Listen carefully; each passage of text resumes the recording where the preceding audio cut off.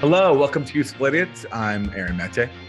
And I'm Katie Halper. And this is the show. This is the interview show, which I've never kicked off before. So, Right. Yeah, that was fun. Woo! I think that was good. Yeah. How did it feel? I saw you getting into character. You really had to center yourself. Wow, I did. Yeah, that was crazy. Yeah. Well, it's a start of a new era. We just kicked off a new era. We have a great show for you today with Margaret Kimberly of Black Agenda Report. She's also the author of this great book, Presidential, Black America and the Presidents. And it's a perfect way to celebrate Black History Month by going over how terrible and racist all presidents of the United States were, more or less. So we're really excited about that. Really excited to talk to Margaret. Black Agenda Report is a great news source. It's been consistently proven right over the years. Like back when it was really fashionable for everyone to like worship Obama and think he was the second coming, Black Agenda Report under Glenn Ford, the late Glenn Ford, was calling bullshit on that. And everything they said about Obama proved to be exactly right. And on that and many other issues. So very excited to speak to Margaret here, what she has to say. Yeah. So you know what we do though, every show? What's that? The 4 basic food groups. Oh, the 4 basic food groups, of course. Yes. Of course, yeah. Yeah. And so should we just get into it? Let's do it. Let's just do it. What do you got? Aaron, you got Democrats suck. I got Democrats suck, and there's always so many good choices. But remember when Joe Biden ran on promising free community college? Mm-hmm. Remember that? Remember that one? Well, guess what, Katie? You're never going to believe it. What? The Democrats. Free community college? The Democrats are not going to do free community college. Let's play the clip and then get into it. Joe has also had to make compromises. Congress hasn't passed the Build Back Better legislation yet. And free community college is no longer part of that package. We knew that this wasn't going to be easy. Joe always said that. Still, like you, I was disappointed. That, of course, was Jill Biden, the First Lady, delivering the news that yet another Biden campaign promise is not going to be fulfilled. And so, yeah, the playbook now is to blame everything on Joe Manchin and Kristen Sinema. But, I mean, look, how many times can we hear that? How many times can we hear the same excuse? But Aaron, the important part is her heart, her thoughts and prayers are with the American people because she too is disappointed. She's very disappointed, yeah. But, you know, Jill's in an awkward position where she sometimes has to be honest about who her husband really is. Right. And her delivering the news that this major campaign promise was not going to be fulfilled reminded me of the time on the campaign trail when she admitted about Joe that his healthcare platform sucks. Oh, this is a great line. Let's go to that clip. I know that not all of you are committed to my husband, and I respect that. Your candidate might be better on, I don't know, healthcare than Joe is. But you've got to look at who's going to win this election. And maybe you have to swallow a little bit and say, okay, I sort of personally like so-and-so better. But your bottom line has to be that we have to beat Trump. So that was during the primaries, and that was Jill Biden saying that, I know that your candidate might be better than my husband in valuing human life. Right. By having a better health care plan. But you got to think about who's going to win. Yeah, you just got to swallow it. That was when, I mean, I think she made history as the first would-be First Lady encouraging voters to swallow. I mean, I'm sorry. Can't help it. She said it, not me. Yeah. So anyway, RIP to another Democratic campaign promise. And you know what, though? I think we're giving Joe a little bit of a hard time. To be fair, he did promise that nothing would fundamentally change. Although he made that promise behind closed doors in front of donors. But that is probably the most honest we've heard Joe, maybe historically, atypically honest moment from Joe Biden. Promises made, promises kept. Yeah, exactly. He should just run on that promise, honestly. I promised that nothing would fundamentally change. And I kept that promise. Yeah, he did. So thank you, Joe. Promise is kept. So let's move to Republican suck. And this one is really interesting because viewers and listeners may remember that last week we went over a terrible, and isn't that terrible story involving a man injecting drugs into his penis. And we actually ended that chat talking about safe injection sites in both senses of the word. So this is a perfect clip to follow that up with. Here's Senator John Kennedy reacting to the Biden administration's $30 million grant aimed at safe drug use and to the fact that the Department of Justice is weighing drug injection sites nationwide. Bill, there almost aren't words in English. The Biden administration they just keep on rocking it in the free world. I mean, every single day reality calls and the Biden administration just hangs up. I don't think when moms and dads lie down at night in America and can't sleep, they're worried about clean injection sites and sterile crack pipes. The issue, Mr. President, is crime. The issue, Mr. President, is how to stop it, not how to encourage it. Now, why has crime gone up? I know it's complicated, but I'll tell you a big reason. Wokeism now runs in the Democratic family. It practically gallops. And most, not all, but most of our large urban areas are run by woke Democrats. And wokers believe that the criminal is a victim. Wokers believe that when a criminal commits a crime, it's not the criminal's fault. It's the fault of an unfair world. And wokers believe that punishment and prisons and cops just make things worse. And the American people don't believe that. And unless you have the IQ of a garden pest, you know you cannot order a civilized society based on that worldview. And that's the problem that we have. Senator, obviously, as you said, it's a complex issue. And I don't have a loved one in my life that has one of these addictions. And the Just Say No campaign and the fried egg as your brain really worked on me. And I wonder, though, if we look at this, and Health and Human Services says they have this harm reduction plan. These are the details. They want to expand use of fentanyl testing strips, comprehensive HIV services, and a syringe program. Maybe that really helps. Widen access to opioid overdose reversal treatments and a stop overdose campaign, which I guess was a public service announcement. But we just had a story that said 100,000 people died of overdoses last year. And I understand if you're on the street, there's one thing, but we also talked to a lot of people where this fentanyl is coming across the border from China to Mexico into the United States. And we had one couple who lost their son on his first experiment. He was killed. And these injection sites, one, they're a huge problem for the neighborhoods, but it doesn't do anything to address that problem of the fentanyl coming across the border, sir. No, it doesn't. And look, I've passed bills dealing with opioid abuse. And we're all concerned about the addiction problem. But you want to hit the addiction problem in America a hard lick? Seal the border. Right now, President Biden's policy is this. Here's the way we're going to kick, what was it? Kick it a hard lick? I love his turns of phrase, but you want to kick it a hard lick. Here's how you treat addiction. Close the border.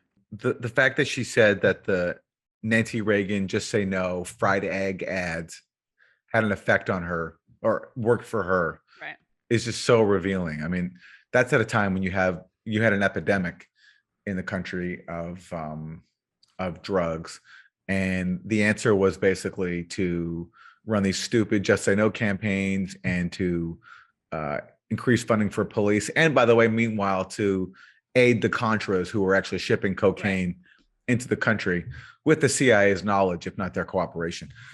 And now they're talking about saying, is closing the border as if that would have any impact whatsoever. First of all, I mean, you just can't close the border. People will find a way to get in.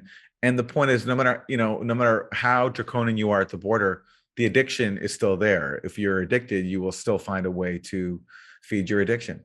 Right. And these people don't want to talk about that because they don't have any compassion for people who are in that position. I like the way Dana Perino, who was a George Bush spokeswoman, W, says like, oh, it is a complex issue, as if he granted any complexity or nuance to it whatsoever. He didn't at all. He was basically just vilifying this. And this, by the way, this comes in response to the Biden administration's $30 million grant aimed at safe drug use. But let's keep watching the rest of this clip. Or a German machinist who wants to come to America, you have to be vetted for years. But if you're some gangbanger drug dealer who just hops the fence at the border, you're welcome. And we'll fly you anywhere you want in America. Now, that's just bone deep, down to the marrow stupid. And I'm all for helping people with drug addiction. But the way to deal with it, number one, is just to secure the border. Will it completely solve the problem? No, but it'll do a lot more than safe crack pipes. And can I make one more point? This is part of the problem. President Biden talks all the time about he cares about the little guy or the little gal. But he just doesn't seem to worry that much about ordinary Americans unless they're part of some minority group that he deems worthy. In this case, crack addicts and crack dealers and meth addicts and meth dealers. He has no sense of priority about what the American people are worried about when they lie down at night to sleep and they can't. With regard to the border, you're exactly right, sir. Senator, thank you for your time. Thank you. Senator Kennedy from Louisiana. I'm actually surprised he didn't ding Hunter Biden. This would have been a real opportunity to go after Joe's son, who himself has struggled with drug addiction. That was kind of like a lot of self-restraint on the part of Senator Kennedy, the great distinguished statesman of Louisiana. I was a little disappointed. He also twice talked about Americans not being able to sleep at night. Yeah. He said just to start that is, I mean, again, is he having a hard time sleeping? I'm assuming yes. His Ambien prescription needs refilling or something. Yeah. Also, I like the way he goes. He keeps rocking it in the free world, which is a Neil Young song. Keep on rocking the free world, but that's not, I don't think, supposed to be a negative thing. Yeah, I don't. I mean, he must really love that song or something, and he's appropriating it for his Reaganite drug war crusade. Right. Which, ironically, maybe he's one of those idiots who doesn't get that Neil Young. All back to your Canadian fellow citizen Neil Young. That song mentions George Bush, Herbert Walker Bush, but critically. Maybe he thinks so. Maybe he doesn't get. Maybe he thinks "Rockin' the Free World." Then, since he doesn't get the moral code of that song, he then thinks "Rockin' the Free World." Well, maybe "Rockin' the Free World" is bad. But it certainly isn't bad. Is Rockin' the Free World being Bushian? No, it's not. No. It's not. No, I don't think so. No. We'll have to do it's kind of like how Reagan used to play "Born in the USA." Right, of course. Right. Yeah. At his campaign rallies, not realizing that actually it was a protest song. Right. Anti-war, anti-American imperialism song. Yeah. Yeah. These guys are not culturally too. Yeah, they're not the most culturally literate with it. People. Yeah. Anyway, I like that. He keeps rocking in the free world. I think that's a great thing to say. Every time that Biden does something we don't like, we should say that. Let's go to Isn't That Weird? What do you got? So for Isn't That Weird, Russia is being accused of all kinds of nefarious things right now. You know, false flags in Ukraine, a coup in Ukraine, all these things. But did you know that the Putin administration is also involved in zoo subterfuge, interfering with local zoos inside Russia? Not surprised. Yeah. Well, this is from the Mirror, the UK. Always got to be careful about stuff you read in the Mirror, by the way. But they say that the Putin administration tries to rig vote for zoo mascot after rivals back orangutan. In a bizarre series of events, Putin's administration reportedly tried to rig a vote for a zoo mascot after allies of his opponent Navalny backed Batu the orangutan for the top spot. Vladimir Putin's administration has made a strange attempt to rig a vote for a zoo mascot to prevent a rival-backed orangutan from winning, it was reported. Novosibirsk Zoo in Russia's third largest city announced a public vote to select its mascot after the area was named the country's New Year capital this year. In the poll, the city was given the choice between Aisha the cat, Batu the orangutan, Max the Amur tiger, Cyan the snow leopard, and Shilka the polar bear cub.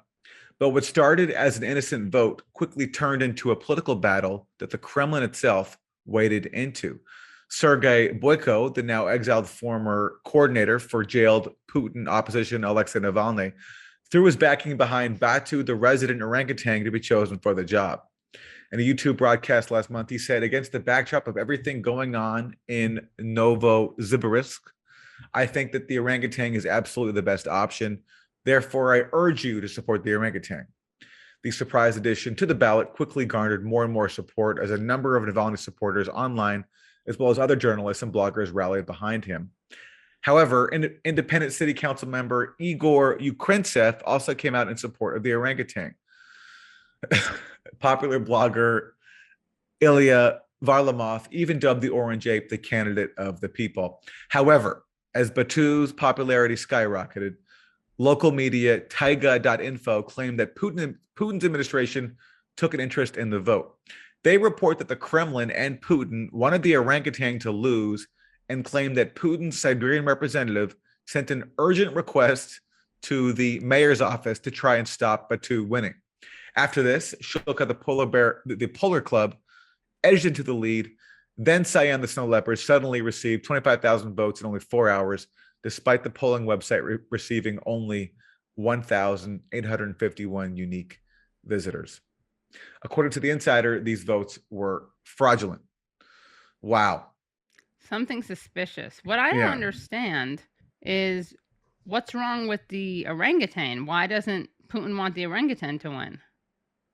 The orangutan must historically represent, freedom, democracy, liberal values, Ukrainian independence, and signing austerity-ridden free trade deals with the West. Maybe that's what it is. It's very interesting.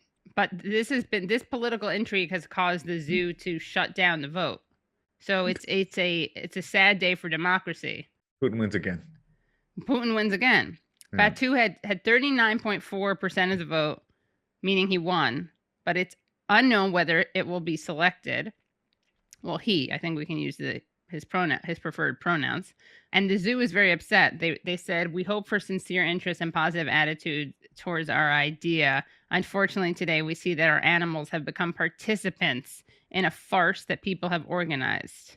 Whatever happens in Ukraine, there's all this talk about if Putin invades, does the U.S. sanction? Regardless, sanction him for this. Sanction him for this, yeah. For this is vote rigging. This is interfering in democracy. For this election interference, yeah. Yeah. I feel bad for the zoo. They're very upset about it. They're caught in the middle.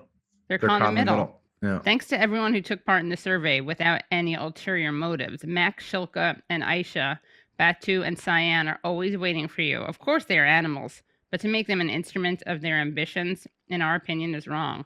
That's pretty those are fighting words. They are. Who do you think the cutest is? We see adorable Shilka, the polar bear cub, right? That's pretty cute. You see her paw. Her paw's in an orange cone. What? It's tough. It's tough to top that. It's tough to top that cuteness-wise. And then let's see Batu. If we scroll left, that's pretty cute. Mm-hmm. There's the snow lion. Very fierce looking. Yeah. By default, I don't believe anything really in Western media about Russia. That's just kind of, I think it's a safe bet that's probably false. But regardless, it's a very entertaining. Yeah. It's a very entertaining story. It is an entertaining story. Yeah. It could be a false flag. Yeah. I think Batu is a crisis actor. Could be.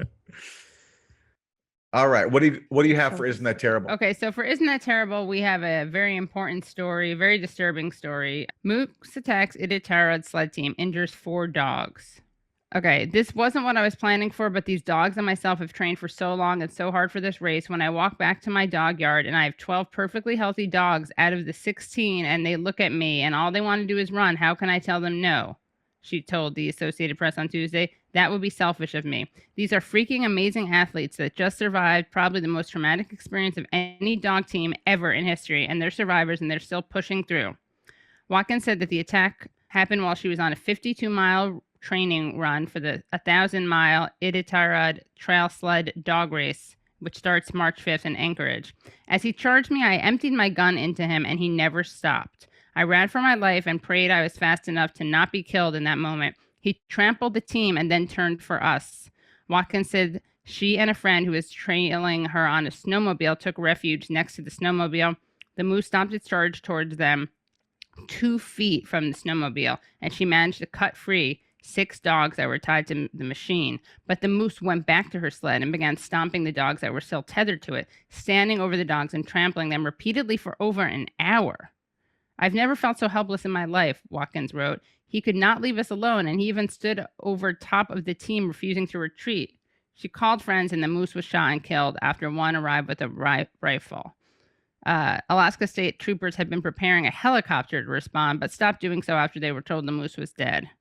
Her 4 injured dogs were taken to a veterinarian in the nearby community of North Pole and are recovering.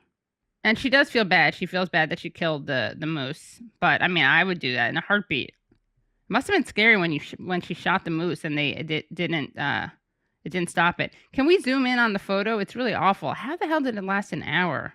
I would have been hysterical. I think all the dogs are on. I hope that last dog that was fighting for its life makes it. But if you see this image, it's really disturbing. You just see these poor little dogs in some kind of sled configuration and a moose just standing on top of them. Terrible.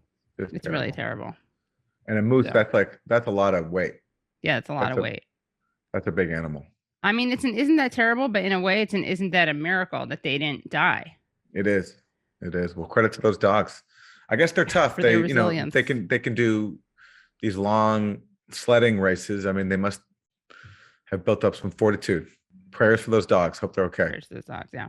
So those are our 4 basic food groups. I feel like we learned a lot. We are so excited to bring into this conversation the inimitable Margaret Kimberly, executive editor and senior columnist at Black Agenda Report and the author of Presidential, Black America and the Presidents. And follow her on Twitter at Freedom Ride Blog.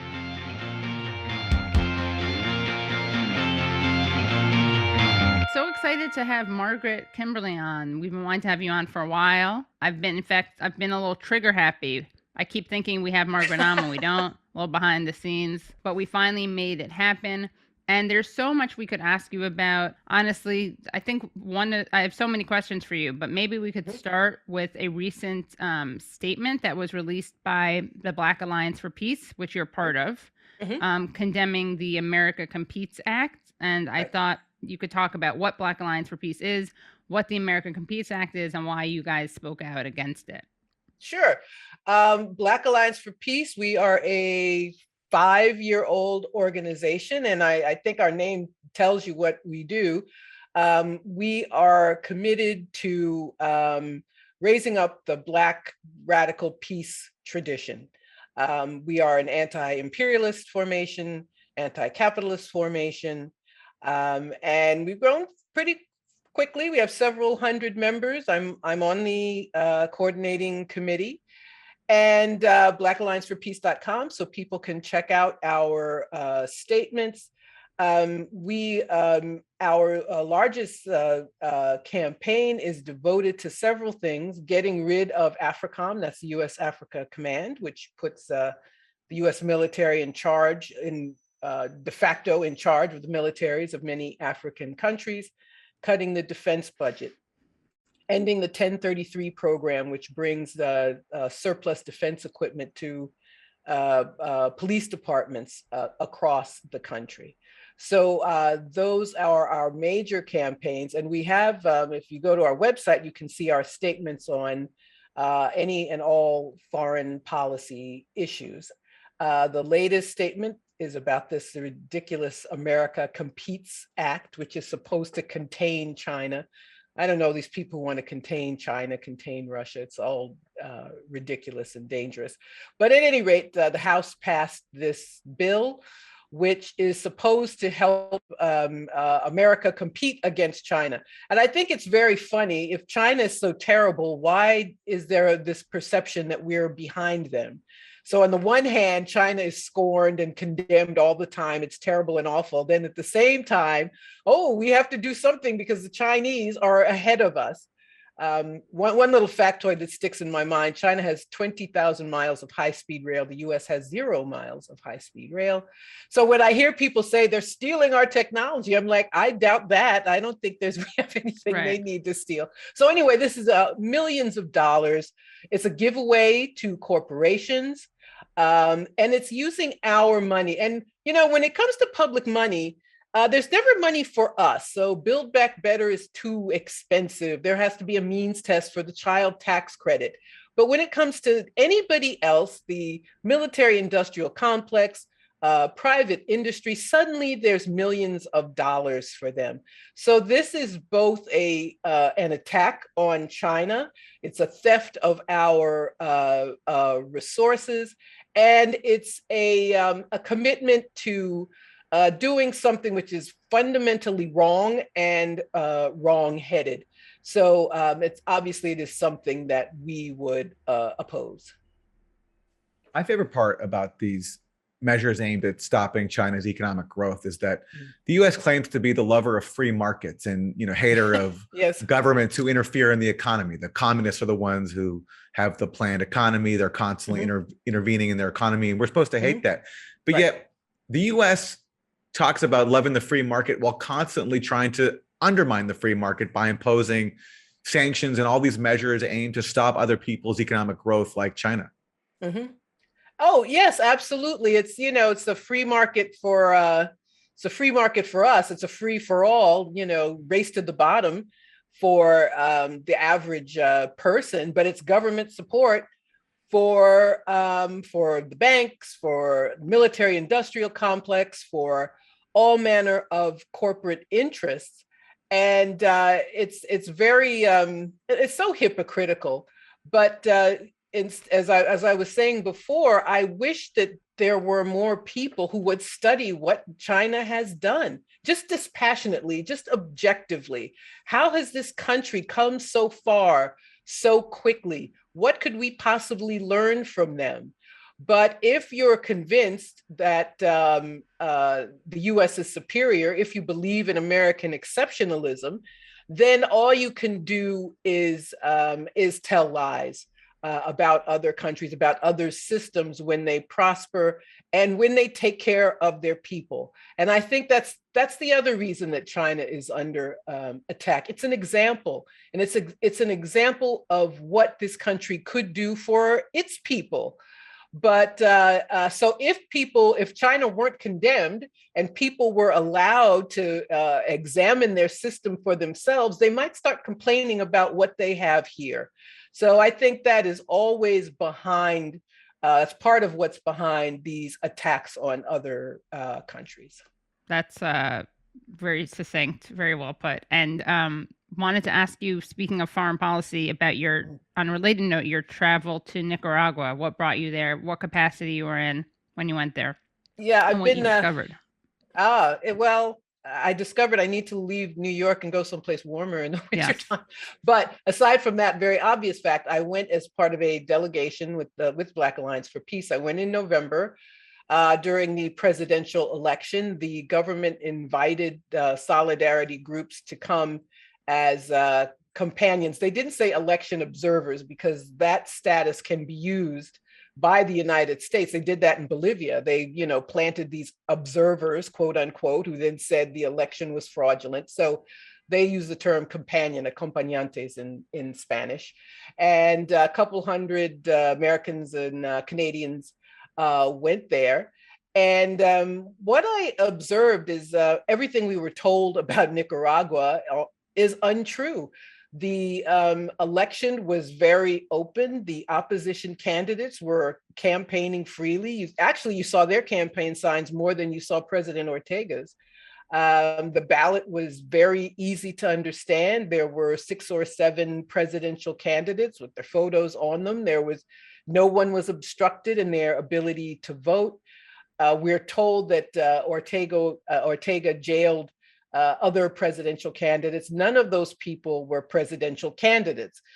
People were imprisoned under Nicaragua's law, people who helped in a 2018 coup attempt, who were given amnesty, who were required not to take money from foreign governments, who were required to reveal sources of funding, and they did not. And some of them are in jail.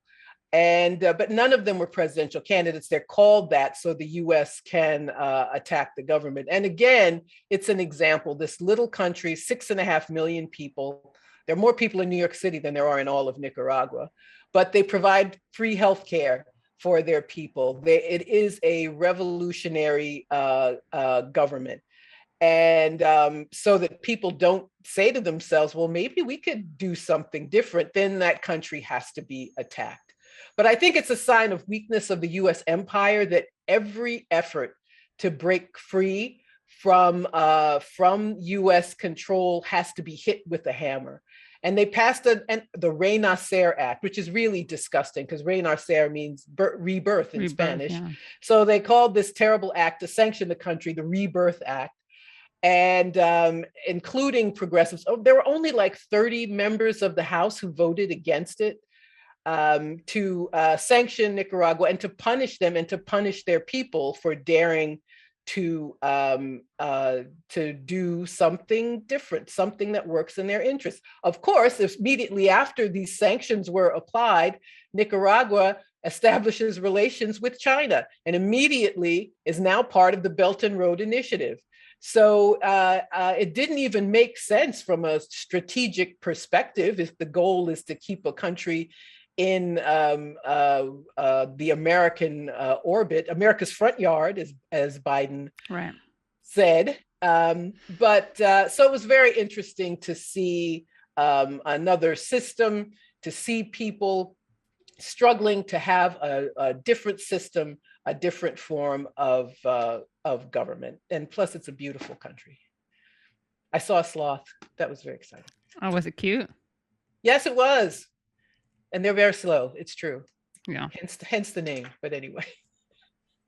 And yet, Margaret, when you look at the progressive media political space in the US, you talked about the progressives in Congress who either supported these new sanctions or did nothing to oppose it.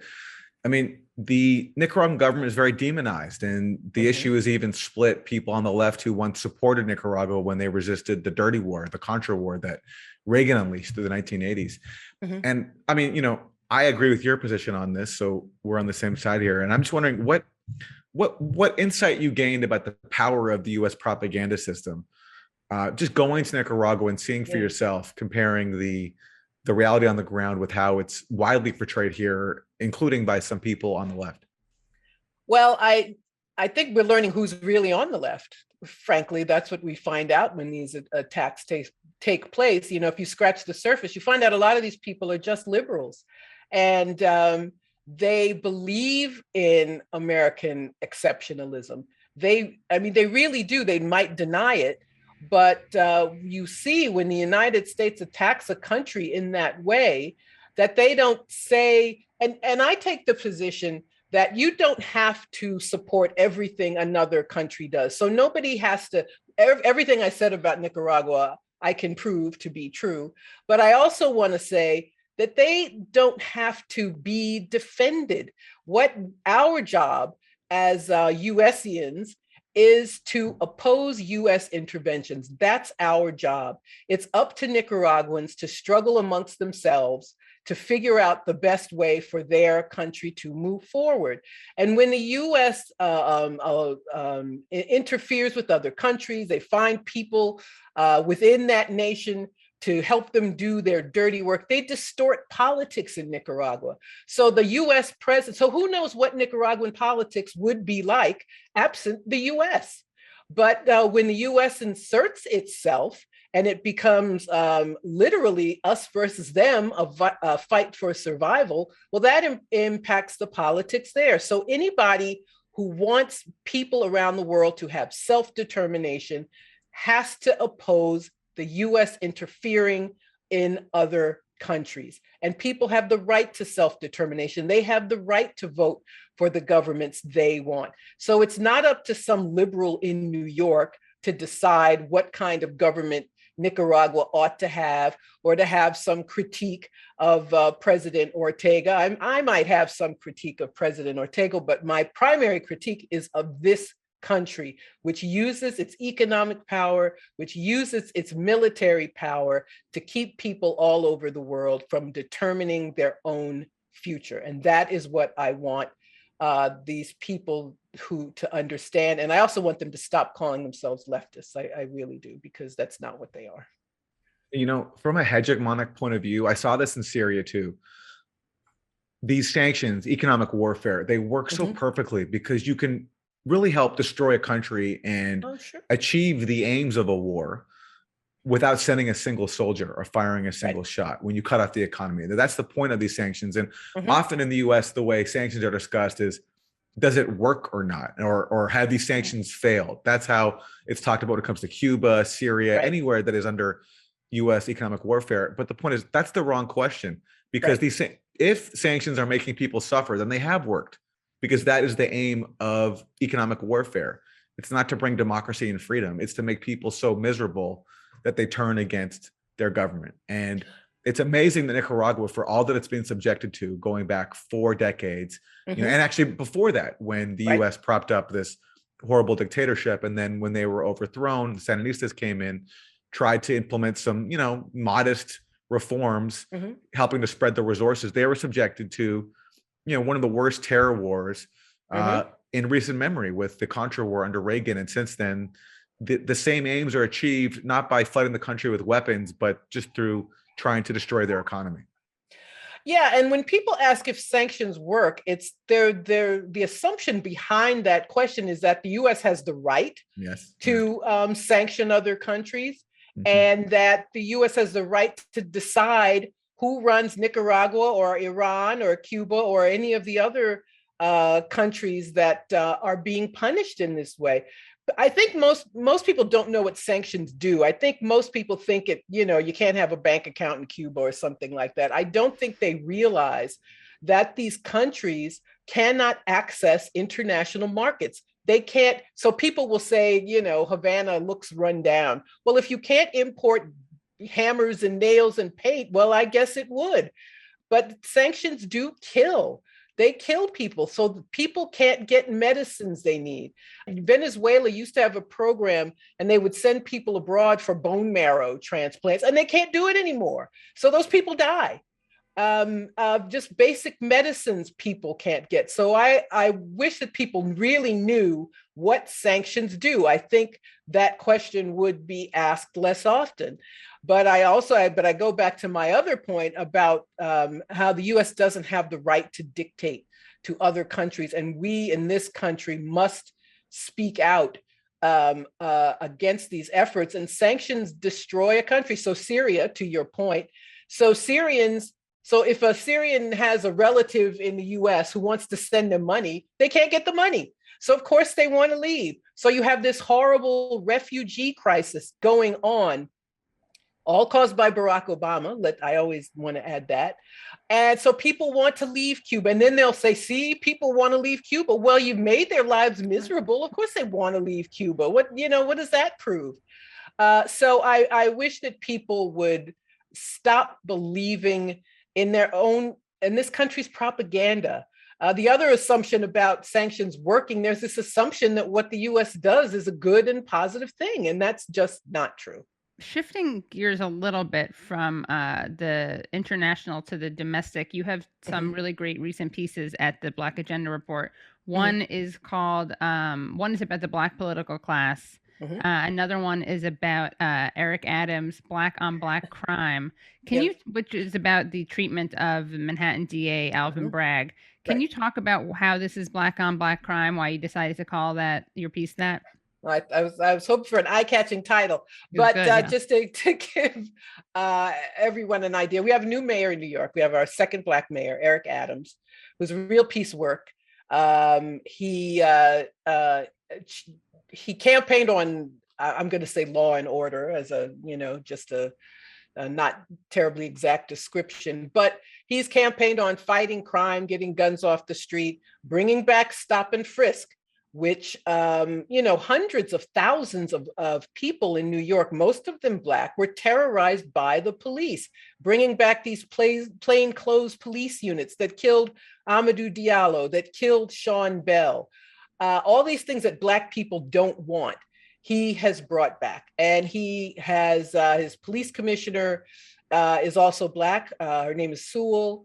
And but Manhattan's district attorney, his name is Alvin Bragg, and he campaigned, the district attorney, that's an elected office. He campaigned on sending fewer people to jail who come through the criminal justice system. And he wrote a very reasonable memo to his staff saying, we're not going to ask for jail time for turnstile jumping, for sex work, for misdemeanors. Most controversially, he said, we are not going to ask for jail time for resisting arrest. Now, why is that important? Because resisting arrest is the phoniest charge in the United States. The police use it all the time to shut people up, to send people to jail, to cover up their own brutality. And he said that they would not ask for jail time for resisting arrest unless it was for a felony that was being committed. This was all very reasonable stuff. Well, Adams and his police commissioner immediately undercut him. She sent an email to every NYPD officer saying she was concerned and they were less safe. And unfortunately for Bragg, 2 cops were shot and killed a few weeks ago. But nothing he proposed would have kept them from being shot. Right. He didn't say that, I'm not going to prosecute murder or sexual assault. It was all very, very reasonable.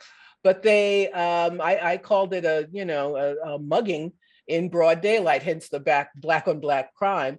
But everyone defended Adams, the press, the politicians. Nobody spoke up for Bragg, who, as I said, is an elected official who did what he campaigned on, and people in Manhattan voted for him. But without a movement to provide any pushback to this imperative to keep Black people locked up, every time someone proposes anything that means less jail time, we're immediately told that our lives are in danger and the criminals are going to, overrun the society, all kinds of lies and smears to keep the system the way it is. So that was my effort to speak up on behalf of true justice and to speak up on behalf of what people, especially Black people, really want. Anything else that you want to make sure to mention there's so many great tidbits in this. I know. Just buy my book. You can still buy it. It's, from Steerforth Press. You can get it on Amazon. It's also an audiobook narrated by me, which was great fun to do. Read blackagendareport.com every week, every Wednesday. Today's Black Agenda Report Day. And check out blackallianceforpeace.com. Awesome. And watch out for Ukraine. Yeah. And to hear the rest of the interview, please go to usefulidiots.substack.com. That was great. Margaret's awesome. She's awesome. I always love talking to her. Yeah, she's very brutal and funny on Twitter. Everyone should follow her on Twitter. She's very funny. I second that. She's a great follow. Yeah, she's a great follow. Yeah, and her column is every week, every Wednesday, and I highly recommend it. Yeah, they're great. She covers local stuff, like in New York, but also foreign policy too. And Black Agenda Report, I just can't say enough good things about it. It's such a great set. I'm jealous that you got to meet Glenn Ford. Yeah, I got to meet him many times, and he was, he was tough. Like he had a sharp eye, and he could recognize weakness, like political weakness. But he was also very nice, very funny. I know he mentored several young people and who got to learn from him, and he was just a genius. He just was really politically, really, really sharp, and a great writer. I really admire him a lot, and his memory is, he's left a legacy, and I can't wait for his book to come out from OR Books later this year. Maybe we can do something about that around that when it comes out, because he's a very important voice in this country. Well, we will see you guys next week. Make sure that you rate and review us on iTunes so we beat the Lincoln Project, Positive America. Make sure you, what else? Subscribe to our Substack. You'll have a great chat with Aaron Mate about going on Tucker Carlson. You won't want to miss that. Also, you'll see a great little appearance of Aaron Mate as a child thespian, which you won't want to miss. Well, this is found footage from the vault. Footage, yeah. That we just unearthed that you will not want to miss. Breaking news, and also the extended interview with Margaret Kimberly, which gets very spicy. And you can subscribe at usefulidiots.substack.com. Hello, thank you so much for listening to and watching Useful Idiots. For full episodes and extended interviews, please subscribe at usefulidiots.substack.com. You can subscribe on YouTube at youtube.com/usefulidiots for clips, live streams, and full episodes. Also, subscribe to us wherever you find your podcast. Follow us on Twitter at UsefulIdiotPod and use the hashtag UsefulIdiotsPod. Join us Mondays at 10 a.m. for the Useful Idiots Monday Morning Show, where we discuss the Sunday morning news shows so you don't have to watch them.